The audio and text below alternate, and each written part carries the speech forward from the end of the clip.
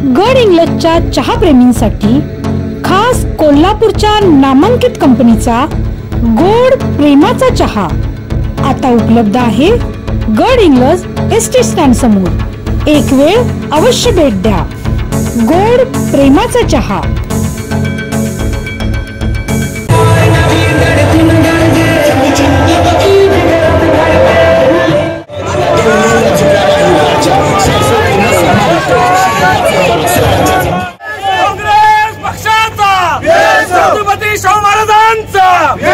लोकसभा निवडणूक 2024 चे कोल्हापूर मतदारसंघातील इंडिया आघाडी आणि महाविकास आघाडीचे उमेदवार श्रीमंत छत्रपती शाहू महाराजांच्या प्रचारार्थ गड इंग्लज येथे जाहीर सभेचे आयोजन करण्यात आले। या सभेसाठी उद्धव बाळासाहेब ठाकरे शिवसेना गटाचे ज्येष्ठ नेते, ज्यांना मुलुक मैदानी तोफ या नावाने ओळखले जाते, असे भास्कर जाधव यांची प्रमुख उपस्थिती होती। श्रीमंत छत्रपती शाहू महाराज, सतेज उर्फ बंटी पाटील, संग्रामसिंह नलवडे, नंदाताई बाबुळकर, रामराजे कुपेकर, स्वातीताई कोरी, शिवसेना जिल्हा प्रमुख संजय पवार, अमरसिंह चव्हाण यांसह असंख्य जनसमुदायाच्या विक्रमी गर्दीची नोंद यावेळी करण्यात आली।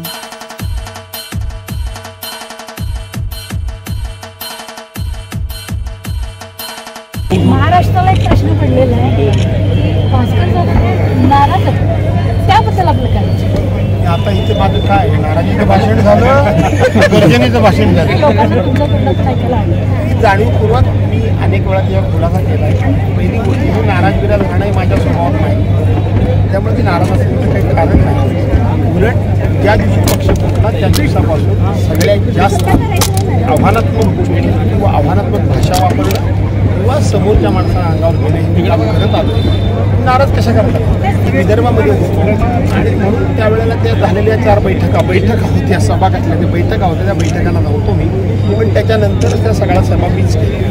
साहेब, या ठिकाणी आता तुम्ही महाराजांच्या प्रचारासाठी आला, महाराजांच्या विरोधामध्ये खासदार मंडलिक आहेत आणि त्यांच्याबरोबर कोल्हापूरचे पालकमंत्री आहेत, दिग्गज नेत्यांची फळी आहे, त्यांच्याबरोबर मंडलिक साहेब आहेत।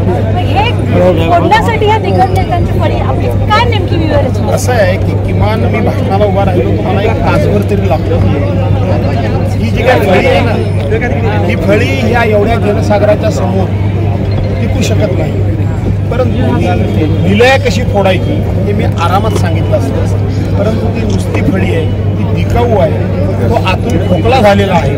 त्यांच्यामध्ये आता जर अशा पद्धतीने जनता रूपी हा जो महापूर आलेला आहे, या महापुराला रोखण्याची ताकद ना भाजपामध्ये आहे, ना महाराष्ट्र सरकारमध्ये आहे, ना पालकमंत्र्यामध्ये आहे, ना खोकला झालेल्या उमेदवारामध्ये आहे।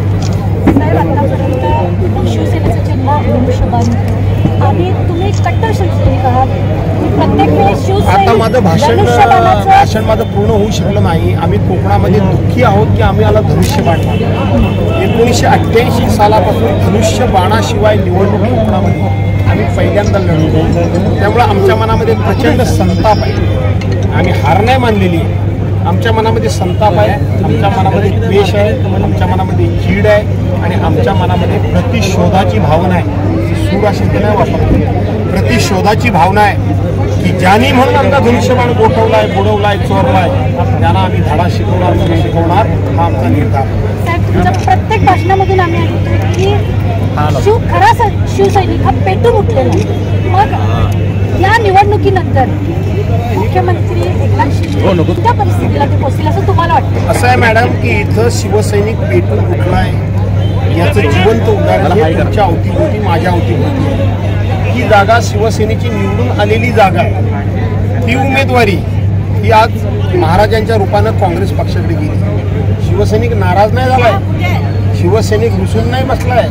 माझं तर ऑब्झर्वेशन असं आहे की काँग्रेस पक्षापेक्षा शिवसेनेचा कार्यकर्ता सगळ्यात खूप प्रचार करतात। कशा करताय तो एवढ्या करताच आहे की आपल्या पक्षप्रमुखाला ज्या अपमानित करून गादीवरून खाली ओढलेला आहे, त्यांना गादीवरून खाली ओढायचं। ज्यांचा तुम्ही दुसरा प्रश्न विचारला, तोपर्यंत शिवसैनिक स्वस्थ बसणार नाहीत। जे पक्षप्रमुखांना गादीवरून खाली ओढून स्वतः बसलेत, त्यांना खाली ओढेपर्यंत शिवसैनिक स्वस्थ बसणार।